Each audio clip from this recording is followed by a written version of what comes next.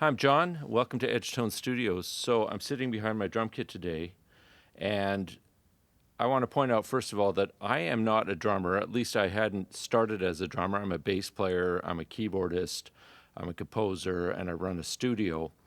But in 2022, about 8 months after I had finished building the studio, I was diagnosed with Parkinson's disease. And one of the many, many things recommended for improving your health when you have Parkinson's disease is drumming.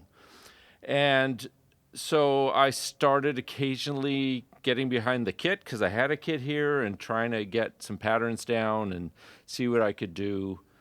But as a couple of years went by, and the disease is slowly progressing, hasn't been too bad yet, but it's progressing. I decided I had to get really committed to keeping my health as good as it can be while Parkinson's takes me down.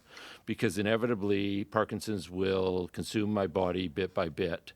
But I have some control over how quickly that happens based on how well I can improve my brain to muscle function. This neurological disorder basically destroys cells in your brain. It folds them over weirdly. It causes the ability for you to send the right dopamine based signals to your muscles to be impeded, and that progresses. It starts differently for everybody. We all have a different journey. And I really started thinking I have to get going on this. So, come about October 2024, I finally decided I needed to turn drumming into a regular habit. And one of the best ways to have a habit is to tie it to an event in the day that you do, anyways, to another habit you have, and make it easy to implement. So, my drum kit's always set up, so that made it easy. And I decided to tie it into my morning routine of after I have a shower, I sort of get up, I have my coffee, have some breakfast, then I finally have a shower, and I get to the day. And the first thing I do is sit down for 15 minutes of drumming. And I've been doing that consistently since October. It's now the 8th of January, 2025.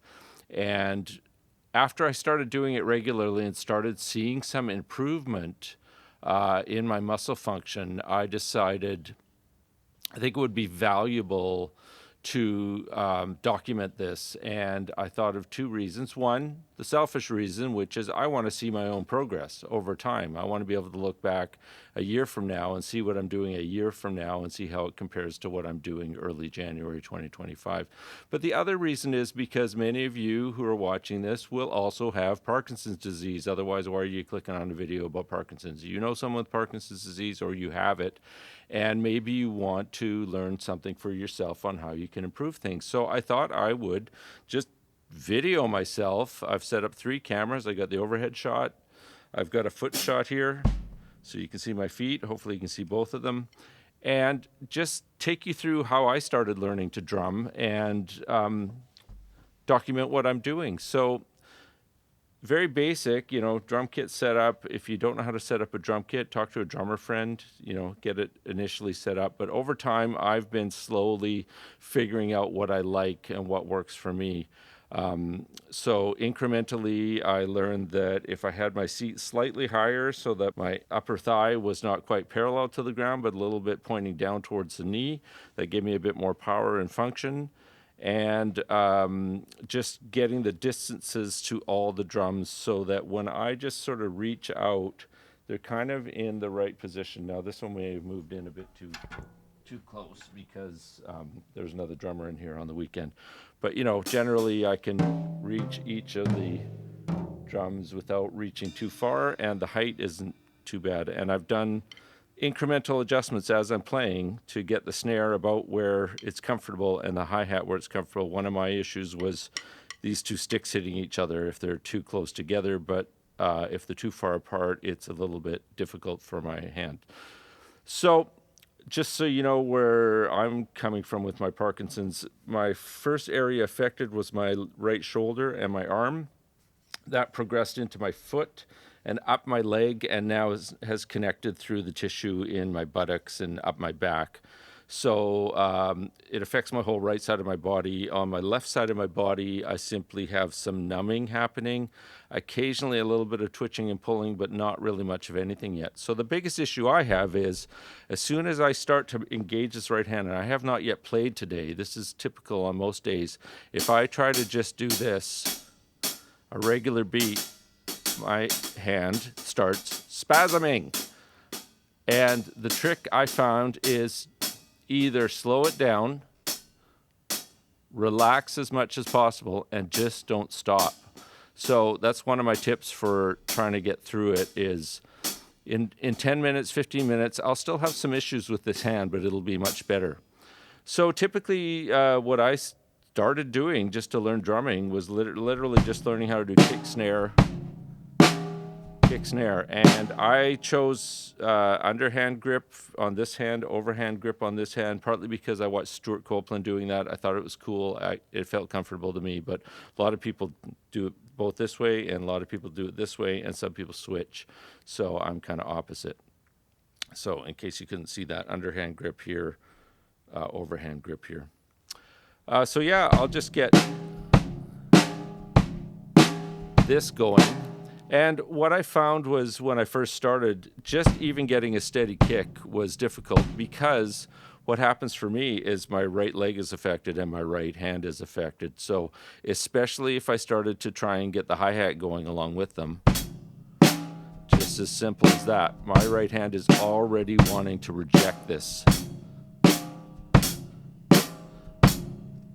But I'll just keep it up. And when you start, you won't have consistency of, oh, that's hard. You won't have consistency of your feet going. So your timing might be off. So either slow it down or stop doing one of the things. If that's too much, maybe just practice doing this. Seriously, and 15 minutes a day. I mean, if you do this 15 minutes the first day and that's all you do, you've learned something. And in 3 months, you'll be doing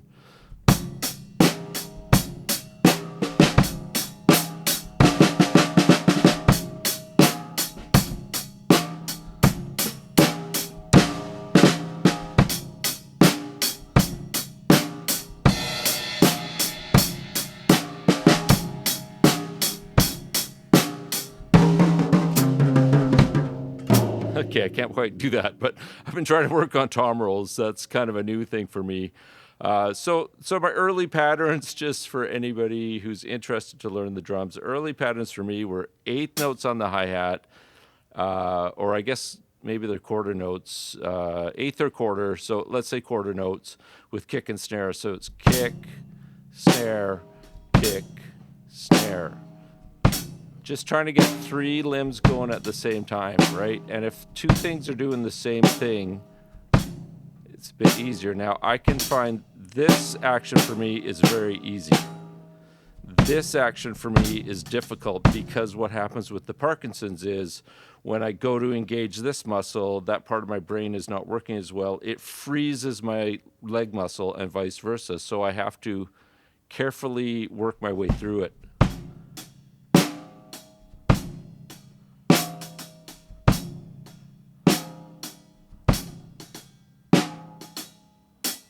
So that's the type of thing I would do to start. The second one, there goes my hand, it's going a bit nuts. In 15 minutes, my hand will stop doing this wacko thing. Sometimes what I just let it do is I just sit it on the ride and just let it do its thing and then try and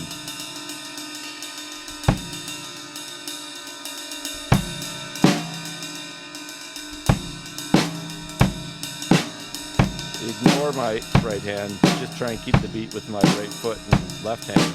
And then it tends to settle. See, it's starting already to sort of get relaxed a bit.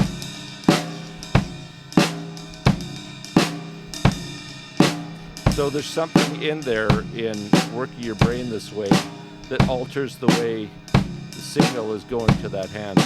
Then I can start to trigger it. It goes a bit nuts.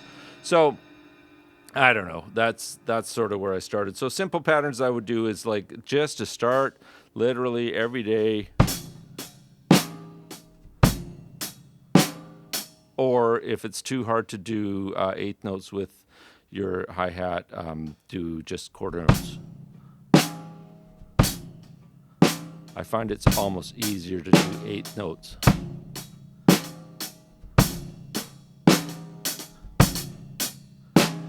Except when my hand starts reacting.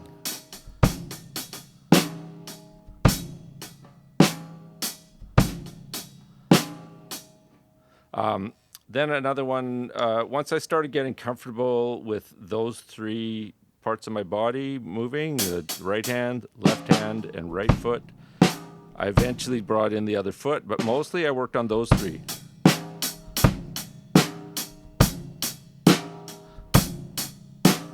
Get the speed to where it's comfortable for how your body is reacting.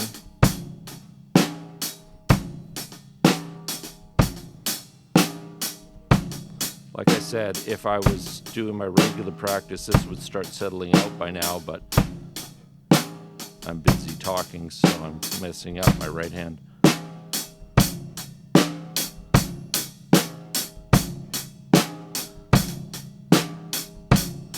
And a lot of it is just trying to relax my grip as much as possible and not worry about the double hits or the mess-ups. And then eventually I try to do something different with the kick, such as so.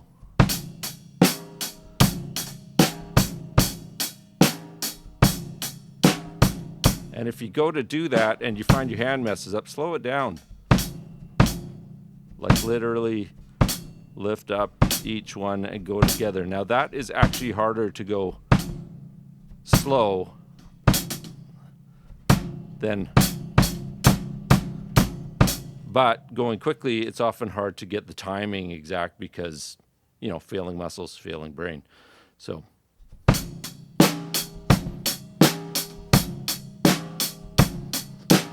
and after, you know, say 3 weeks of doing a lot of this, I'd try and do a little hit.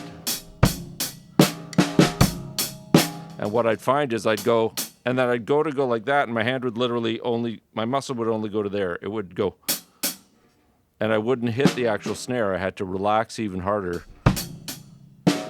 and take it really slow.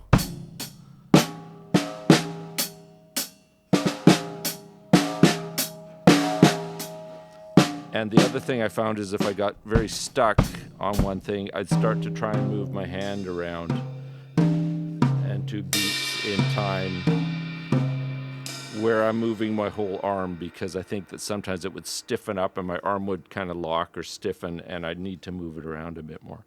So those are initial sort of drum patterns. Later, once I got a little bit better, I started doing kick snare or kick hi-hat, getting both the feet going, keeping that really simple. And just so you know the way I do it, I know some people lift their toe up and down. I do the lift my whole knee. You probably can't see my knee on the camera, but you can see my leg going up and down. And then I just hit the snare with the hi-hat. And just try and keep it at the best time I could do. And my right hand is going spasming now while I try and do 3 limbs. And then eventually try and bring the hi-hat back in, maybe quarter notes.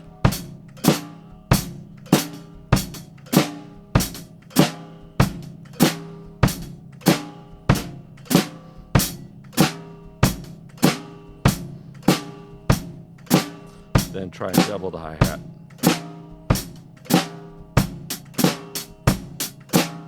That's almost too fast for me, so I have to slow it down a bit.